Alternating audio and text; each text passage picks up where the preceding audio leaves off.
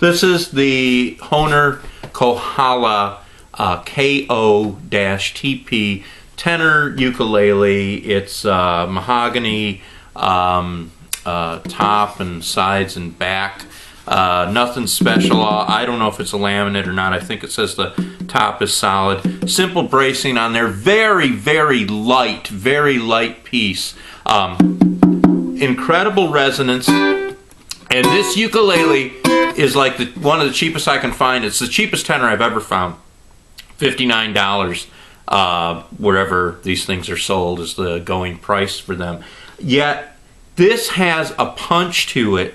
You know, as I'm talking, I know you can't hear this, but I can hear my voice resonating the wood. I think it's because the wood is so thin or whatever, but it has a top to it and a resonance in this that just, it has that quality of ukulele that I love and the quality of a ukulele that I find, and people are going to say, Mike, you're out of your mind for saying this, but in like a Kamaka H series tenor, costing like $1,100. That's what I'm likening the punch of this. Not the clarity. I think the Kamaka is much more clear, but the punch coming out of this. I don't know if this audio is doing it justice, but you know, I'm trying to keep my hands off the top. This is the sort of thing that you might want to play with the uke thong. If you don't know what that is, search through my other videos and you can find that. But there's just that whoosh of air when you're listening to it, when you're by it, is coming out of the box. Listen. You can even hear it in the resonance on that top. It's so thin, so light. I went into Marshall Music on a whim, found this on the wall, thought, yeah, you know, I don't know what it's going to be. The strings look like cheap black nylon strings. They're not the best in quality. The action on it is set up a little too high. I've never really seen the Kohala logo before, although it's kind of cute, I guess. You know, nothing special. Little decal here. Plastic saddle, plastic nut, even plastic on the flanges of the tuners. Although the open geared tuners are really not all that bad. They tend to, the strings are having trouble staying in tune, but I don't think it's a lack in the tuners. I think it's a lack in the strings.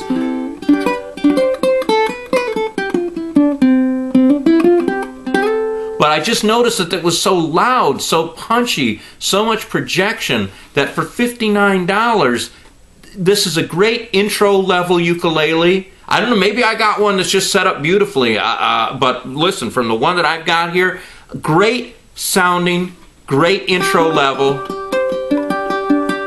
that a seasoned ukulele player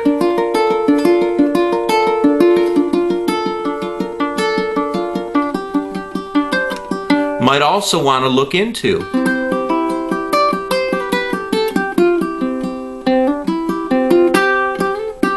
I'm going to work on shaving the saddle down a little bit to bring that action lower and see if I can, because I think once the action is lowered, this thing is going to be wonderful. And you know, I do have to say that the instrument is in tune with itself, which is why in some ways I don't want to mess with it, but I hope you can hear the loudness and the punch. You know, to me, sometimes the ukulele, its sound is just the tinky, plinky, sort of toyish sound that comes off just the strings and the top. But on a really good ukulele, you also hear the same sort of depth, the same sort of punchiness, the same sort of top resonance that I'm getting out of this $59 KO-TP tenor ukulele, distributed by Hohner. This is Hohner's budget line, ultra budget line. I meant to say budget line, where the Lanakai is there. You know, it's a budget line. This is below Lanakai, but it has a punchiness. Yeah.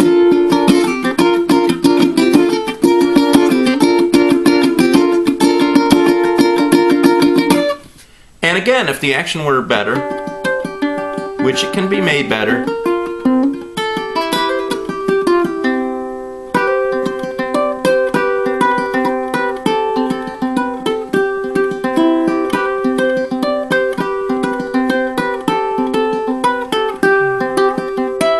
You don't just have a knockabout, you know, tag-along ukulele. You got a nice, punchy sounding thing here. You know, other little problems, like there's the two little, I can see little, you know, cap things in here on the bridge telling me that the bridge is probably screwed on as opposed to glued on.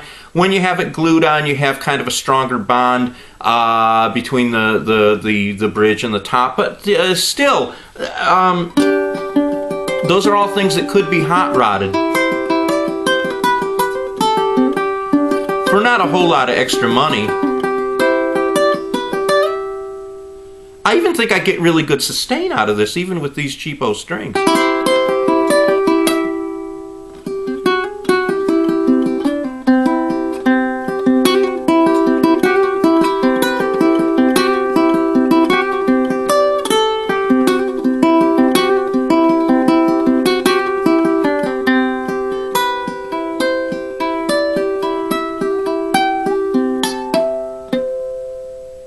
So anyway, Hohner, Kohala, KO-TP tenor ukulele, mahogany based, very nice, I think. Worth the $59.